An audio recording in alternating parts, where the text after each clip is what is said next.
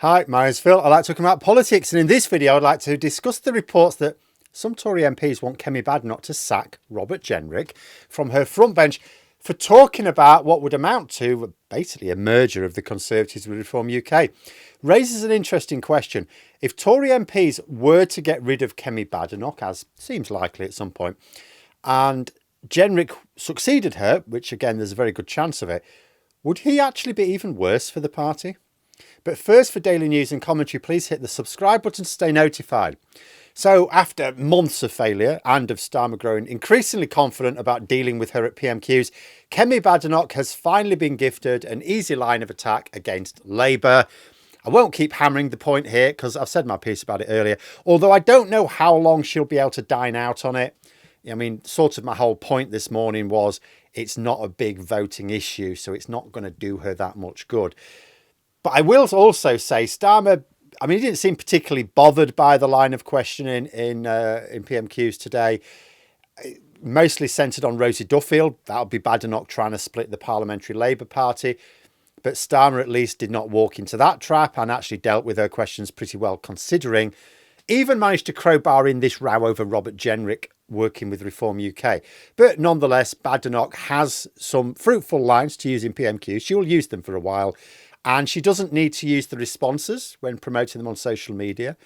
But the point is that just as Badenoch has some sort of line to go with, some handle on her role, Robert Jenrick immediately buggered it all up by trying to steal the limelight, causing what might end up being a damaging row within the party.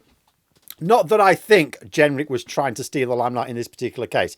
He had said privately, but it's been reported, of course, he wants to make a pact with Reform UK so that they don't have to compete with one another at the next general election. Now, although it wouldn't be quite as close a merger as that which exists between, say, the Labour Party and the Cooperative Party, which is so close that quite a lot of people don't even know what the Cooperative Party is, it would be similar in outlook, really, because, for example, for it to work, they would have to agree which seats each has the best chance of winning and stand down candidates where it isn't them. Because Jenrick isn't talking about a non-aggression pact of the sort Labour and the Lib Dems have. No, he's talking about actually standing candidates down. And because the obvious aim would be to form an official coalition in government, they'd also have to agree a broad range of policies. They would obviously be free to have their own manifestos, but they would need to agree which policies were real in order to work together in government. At which point it is effectively a merger, for the medium term at least, and I absolutely get why some Tory MPs would be appalled at Jenrick talking like this. Causes a whole mess of problems for the Conservative Party. First of all, the reason why the Tories can't actually go as far as Reform UK on some policy areas where you get the impression Kemi Badenoch has no personal boundaries is because they're still trying to hold on to moderate Conservative support. That becomes a problem if the Conservatives are actively trying to form a government with Reform UK years out from a general election. Which brings me to the second issue. A pact of the sort Jenrick is proposing doesn't take years to work on it. There's no need to get the ball rolling now. You can arrange it really very quickly as the election draws near. Indeed, it's actually impossible to discuss the details, such as, oh, well, which seat should each one stand down for? Well, you're going to need to see what the polling's like nearer the election.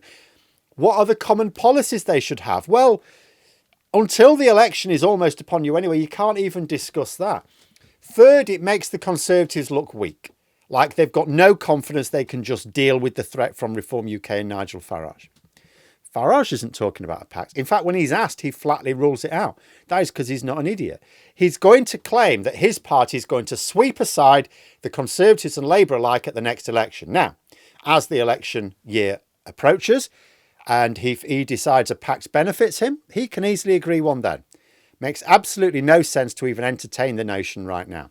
Robert Jenrick is making a right mess of things here. And these calls for him to be sacked, they present Badenoch, who has something to smile about for the first time in months. That gives her a bit of an internal headache because, so Robert Jenrick, senior member of her front bench, very senior, whatever he says is formal party policy. Now, if he speaks out of turn, occasionally they do, then actually what should happen is there should be a clear statement. He should retract it and commit to hold no further meetings pushing for a pact, right? But he won't, will he? So he's now a loose cannon. It's just a matter of time before he's found having had another secret meeting with Reform UK people. He's just like Suella Braverman. If Jenrick doesn't fall into line, and he's probably not going to, not sacking him will make Badenoch look weak. But if Badenoch does sack him, she creates an even looser cannon on the backbenchers who will carry on doing what he's doing anyway, whilst even more openly working to replace Badenoch as leader. And if that day comes, will Jenrick actually be an improvement on Badenoch? From the Tories' point of view, I'm thinking it could be even worse. And I don't mean in terms of rhetoric. They are both attempting to be as divisive as they dare. If the Conservatives want to choose a leader who wants to dial down on the culture wars, they will go for James Cleverly. Just in terms of political chance of the Tories, would Jenrick be even worse than Badenoch? Badenoch is trying to turn the Conservatives into a sort of paler version of Reform UK, but she is still vocal about being in direct competition with the party. She's ruling out pacts, for example. If Jenrick is leader, but carries on holding private meetings with people from Reform UK about a pact, then it becomes obvious Conservative Party policy that the two parties will be working closely, or should work closely, on both electoral strategy and of necessity policy. And it doesn't matter how private those meetings remain. As soon as they're reported, the Conservatives will be outed as wanting to work with Reform UK in government.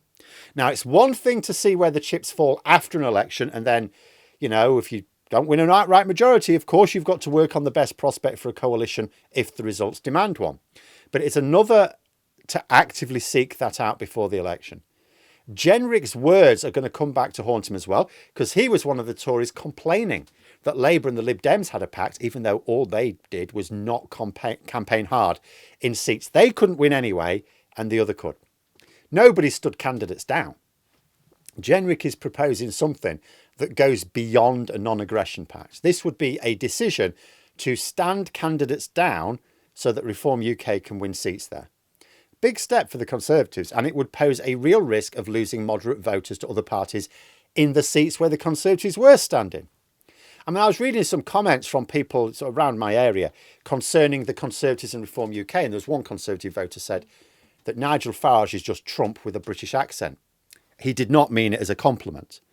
And these are the sort of voters who have options. If the Conservatives give the impression they're on course to align with Reform UK, after all, voters will know that they will, they'll need to work together in government. If you're going to form a pact like this, it's with the intention of working together in government, meaning Nigel Farage will be deciding at least some policies. Badenoch has tried to shift her party towards Reform UK and has ended up just losing even more voters to them. Now, if Jenrick ends up leading the party, I don't see how doubling down on the same strategy will have the reverse effect. In fact, if he gives the impression that the Conservatives are prepared to stand candidates down for Reform UK, what's to stop people saying, OK, well, we'll just support Reform UK then without the risk of splitting the right-wing vote? I mean, thank goodness the Tories retained some of their most committed idiots. Otherwise, I might be getting even more worried about the state of politics right now. Because this could mean that the Tories end up having to hold on to Badenoch for much longer for fear of getting Jenrick to replace her. But there we are. Those are my thoughts. Let me know yours in the comments below. If you've enjoyed the video, please click the like button and subscribe for further content. If you'd like to support the channel further, you can click the join button for memberships. Thanks for watching, and until next time, I'll see you later.